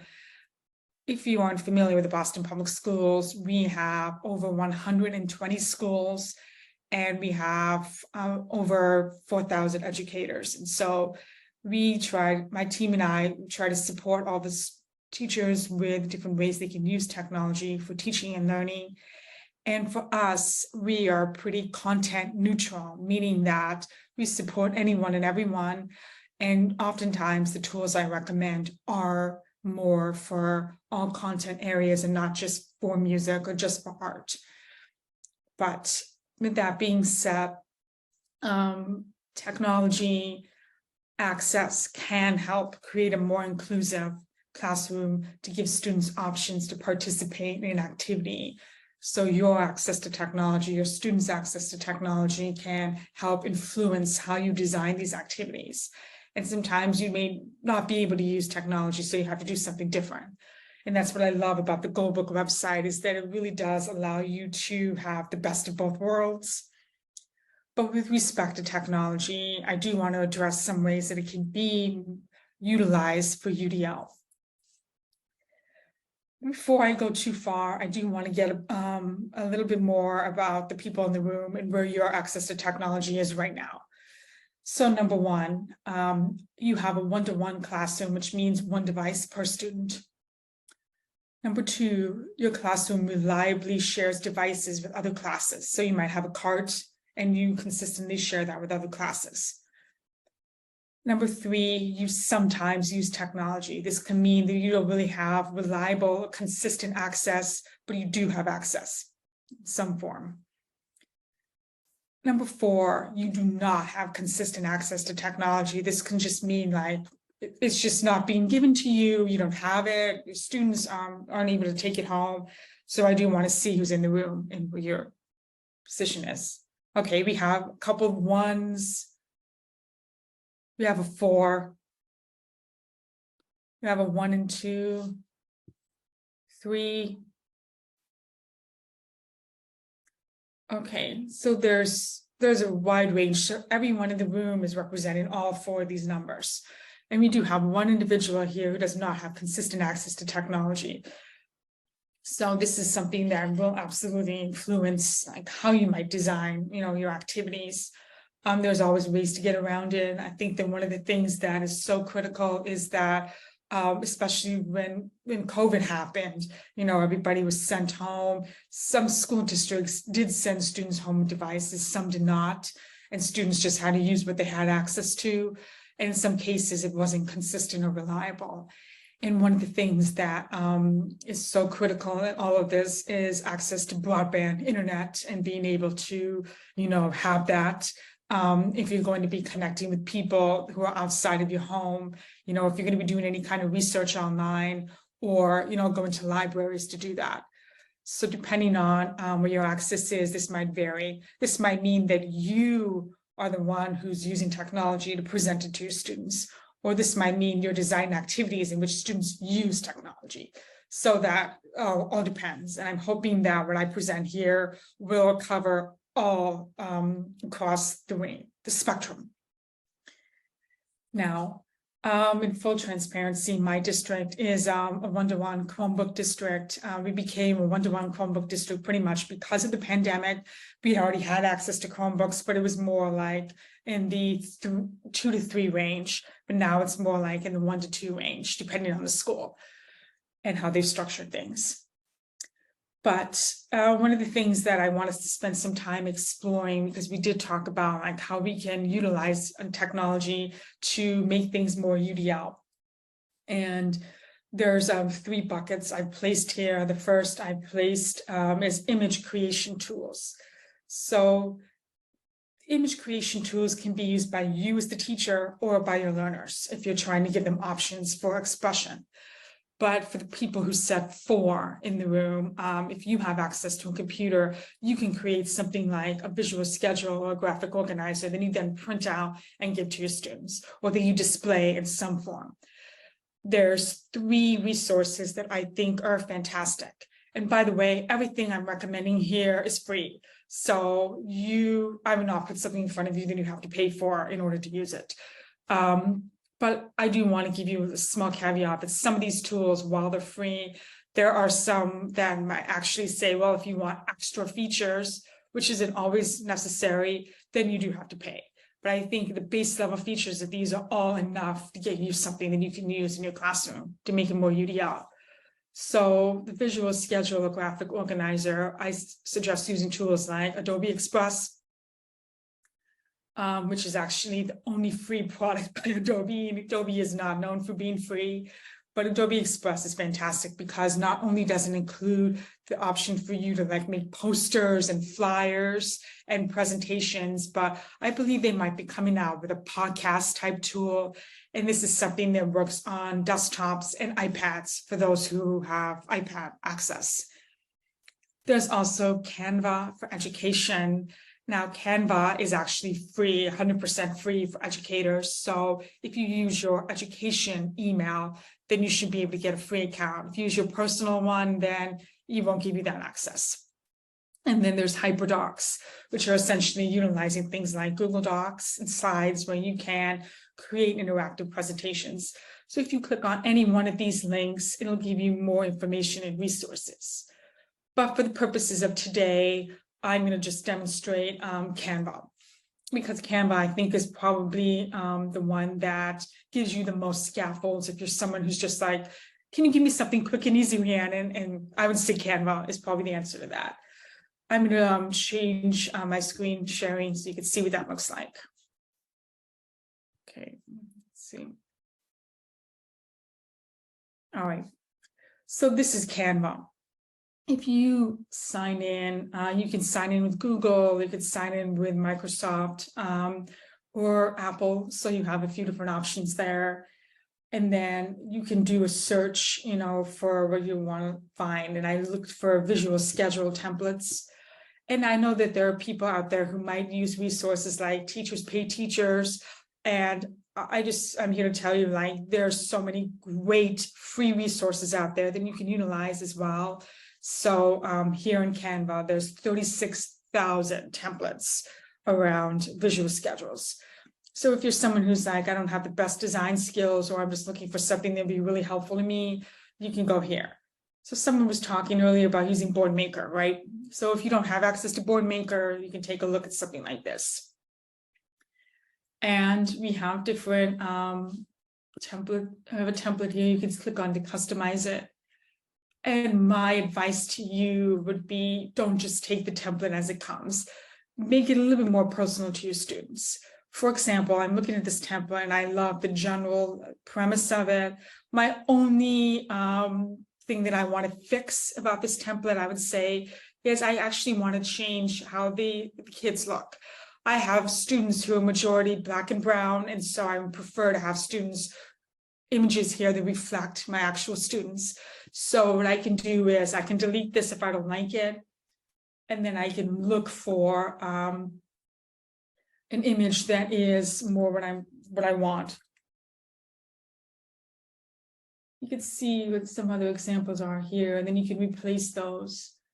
Okay. Let's see. I can use this one. I don't know if this is the best one, but it gives me a little bit more about what I'm looking for. And if you don't like what Canva is giving you here for free, you can always choose to upload an image that you like. And you can do general web search and then upload it.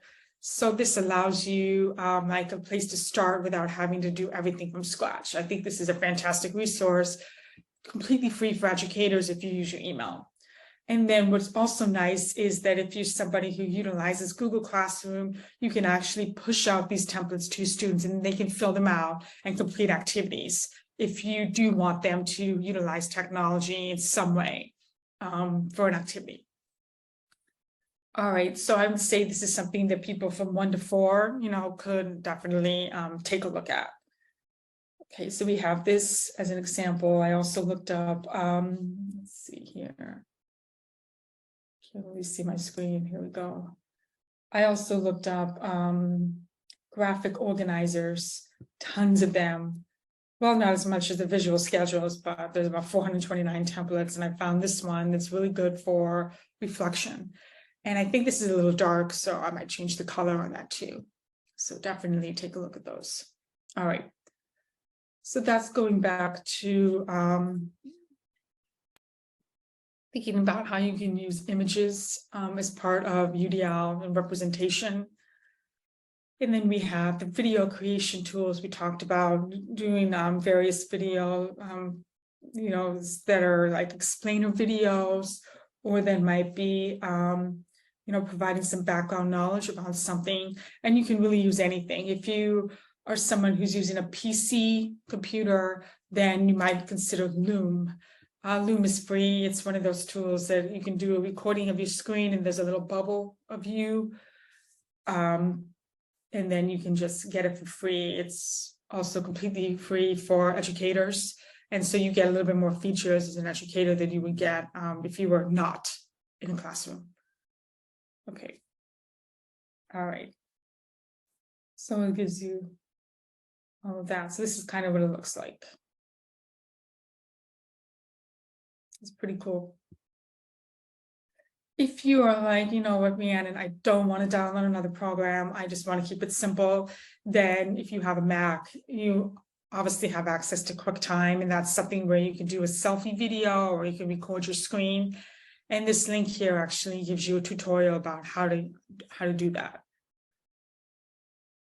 One of my favorite ones is Flip. I actually have an activity for you all that does involve using Flip, and I'll show you what that looks like. Okay. So Flip is essentially a video response tool where you can come up with a prompt, and then you have people respond to that prompt. For example, I have some things on here where I'm asking people about fictional characters, and then they respond using video. You can see it right here. And you can see that there's a wide variety there. Some people are choosing not to show their faces because they don't like that.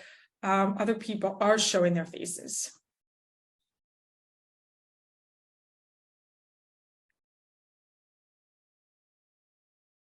And this is a really great tool for students who might need those options to show what they know, especially if students are going to record themselves playing. And this is completely free. They can use an iPad for it, or they can use a Chromebook. Or I've even seen some educators where they have a station with their own device, and the students go there and they record a video, and then, this like just goes in cycles. So you don't even have to have them have their own device. They can just use one if that is something that is a barrier for you. Okay. And the last one, and this is more what I think another presenter has shared with you, which is around just like technology and music. I have a colleague who's in our arts department named Tony, and Tony and his teachers have curated a bunch of like music tools that help you make music electronically and to build background knowledge. They even have examples of like videos that they've created where someone is teaching about a specific instrument. So if you take a look at that website, you can see all the different tools here that are completely free for teachers and students to use. And then going over like different steps if you're looking for a model or a template to use for your own videos. You can see here. And then you have all the educators who've done some of their own videos, and someone has something on the screen, which is really nice. Okay. So this resource bank has been really, really valuable, especially as people are looking for examples. But wherever you are today, and I'm going to post the link to the slides one more time in the chat. This is slide number 37. All of these resources on here are something that you can utilize as part of your instructional practice. I'm actually going to give you about 15 minutes to explore these so that you can just see one that you really like. And then at the end, we're going to use Flip to reflect on which tools we might be most interested in using in relation to what our goals are around UDL. All right, so you have 15 minutes.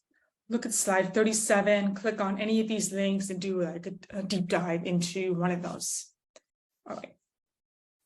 I'm going to put the timer up for you for 15 minutes.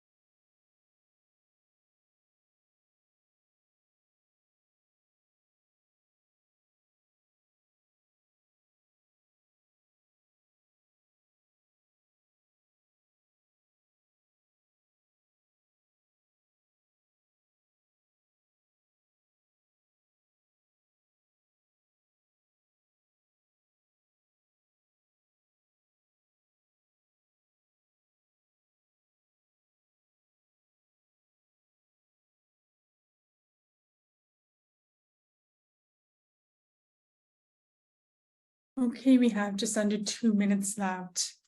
And then we're going to talk about some reflections on the tools that were presented and on we've learned today in general.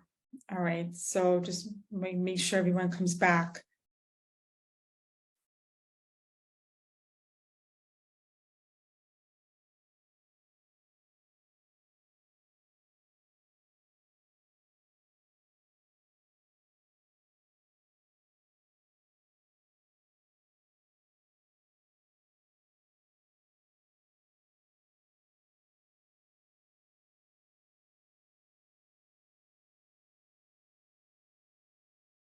Okay, we're all back now. So I asked you to explore some tools that you might use as part of your instructional practice, whether it's creating something for your students to use or creating something where your students can use technology to express their understanding and engage with the activity in hand. Now we're going to transition over to the reflection. So a really important part about UDL is that UDL is definitely, and with education in general, a reflective process. So in UDL, reflection is definitely named as part of the guidelines, as well as in designing goals and assessments. When it comes to the engagement principle, for example, in UDL, we are seeing them specifically call out reflection and the importance of it as part of your learning and understanding who you are as a learner, what you need. And ultimately, this reflection will help lead you towards that expert learner status that UDL talks about. So I'm going to give you a few minutes to reflect on your learning today. And I specifically have a flip reflection. Initially, I had it as a written reflection where you can use something similar to Padlet, but I decided also that you can do like a video recording because I didn't want you to see how you can use this in your own instructional practice as well. And you only need to pick one question to answer. And I want you to know that your response will be private and only seen by members of this class. So I don't plan to have other people look at these videos outside of the people in this class. And the link will then be just taken down after we're done today. So let's take a look at this. So you're going to click on this link on slide number 38. I will also post it in the chat. And it should open up a link that looks like this. Now, what you're going to do is you're going to join the topic either by logging in with one of these three methods. It is probably the easiest to choose Google if you do have a Gmail address. It can be your work email or it can be a personal email, whatever works for you. And then once you go in, then you should see something that looks like this. Show you on the screen here. You should see something that looks like this once you log in. And the questions for you, you have one to choose from. It says, pick one question to answer and then record your video response. First question is, what UDL strategies do you want to integrate into your lesson design? 2, what ideas or resources today challenged your thinking? Okay, so you could share anything you've learned today in response to this. All you have to do is hit the record button here once you log in. You want to make sure you allow it to use your camera and microphone. Okay, we have my room here. I'm going to change my backdrop. I can make it something else that I prefer instead. Okay, so we have that. Okay, that's kind of fun. Okay. If I want, I can even, oh, that's kind of interesting. It can be a little eclectic when you do that. Okay.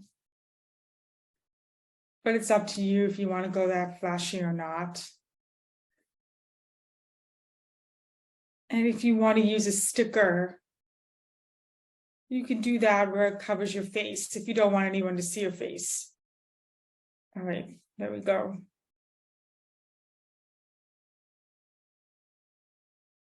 You can also add some other elements here if you like. Okay. And then once you're ready,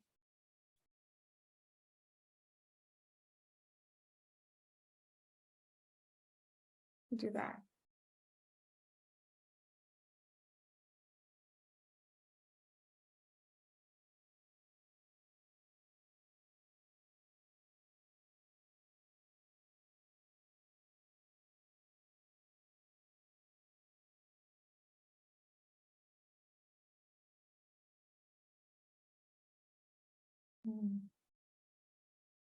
And you have to play around with this a little bit for sizing.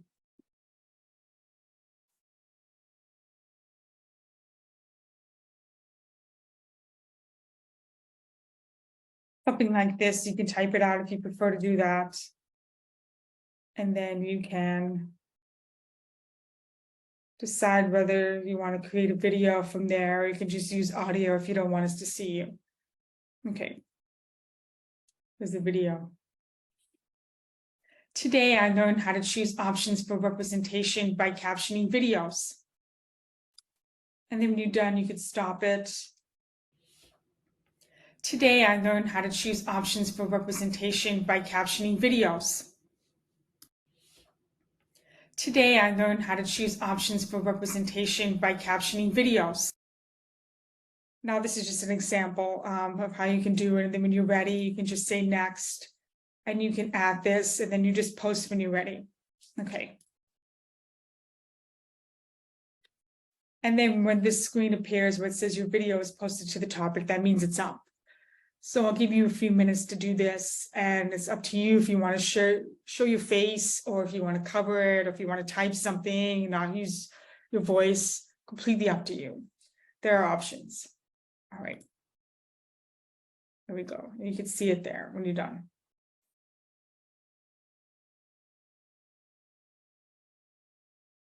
I'll keep it on the screen, give you about 5 minutes to do this. And the video is about 1 minute for the recording length.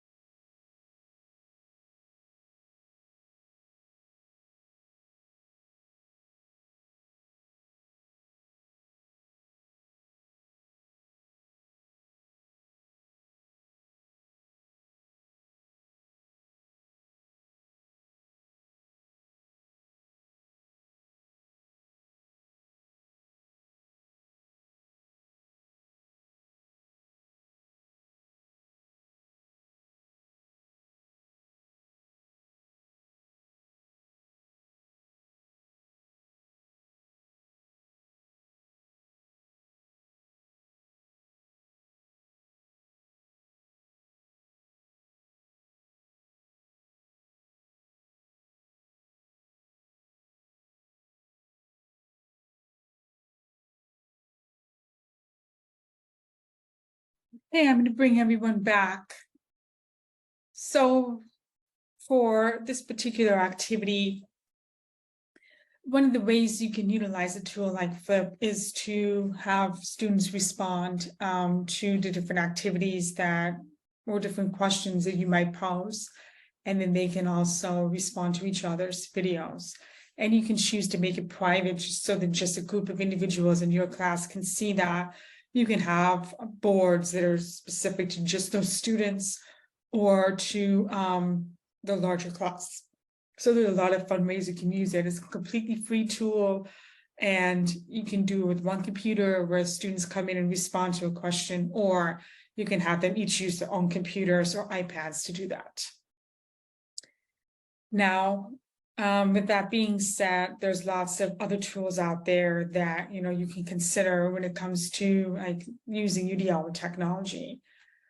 We went over some of these strategies earlier. We explored the UDL lesson design planner, but there's also resources like tips for learning goals. So if you're not really sure like how you would define a learning goal with UDL, there's this really great resource right here. That is a PDF from CAST, where UDL was founded, that goes over tips like about having the goal be clear, how you could share it in multiple ways, think about expert learning in mind, separate the goal from the means, and so you have all of these different tips.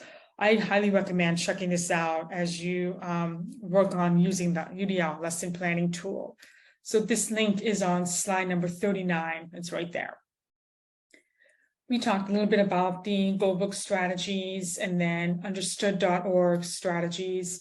Now this is where the lesson plan tool was found, but you can also go on this website and think about very specific questions you might have. Like you could say, I'm an educator and want help with behaviors, learning, and everyday skills. And then you can click on resources you want to find, and they will give you some options right there for you to take a look at.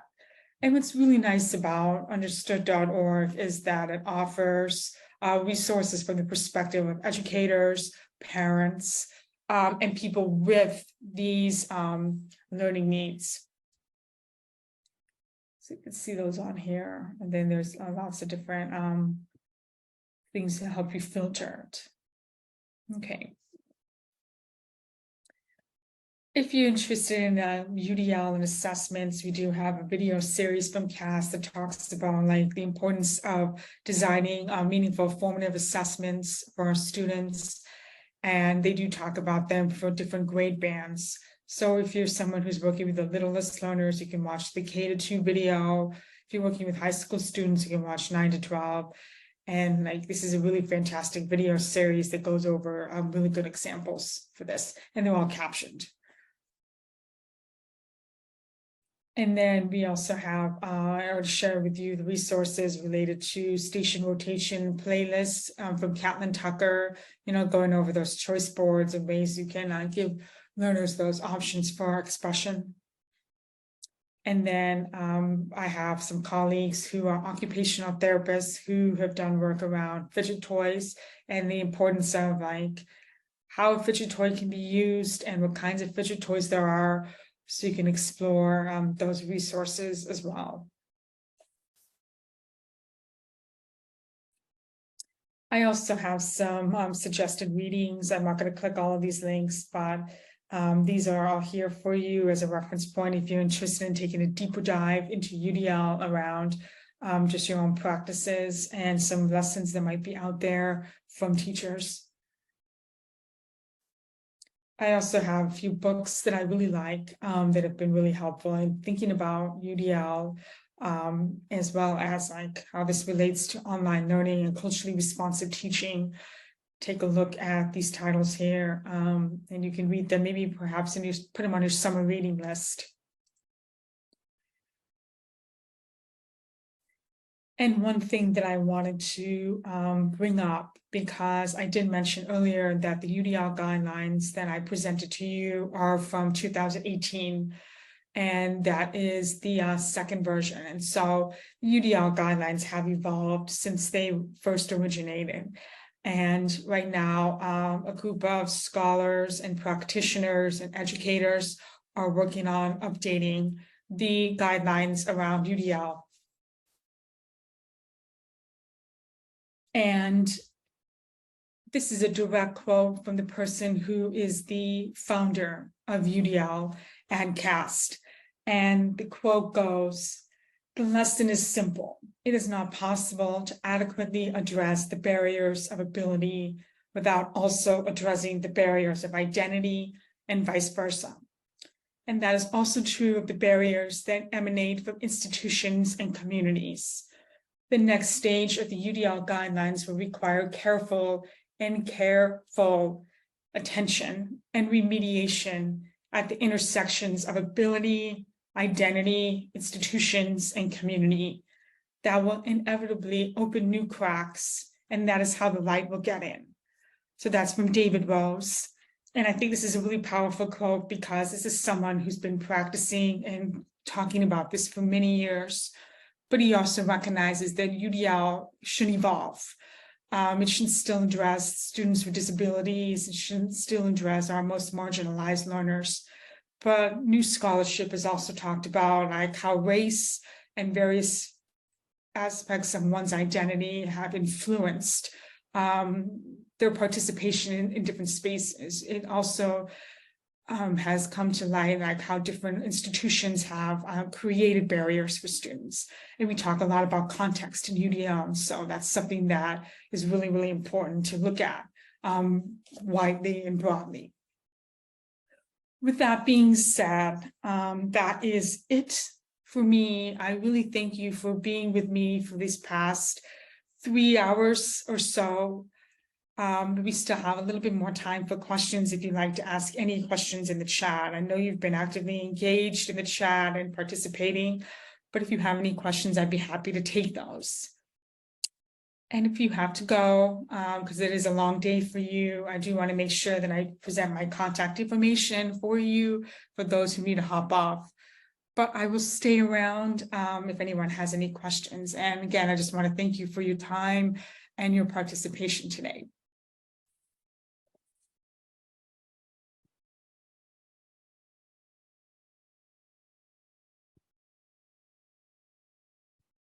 Thank you both Amy and Fabiana, and for those international participants. I'm really, really glad that you were able to join. I don't know what time it is where you are, but thank you so much.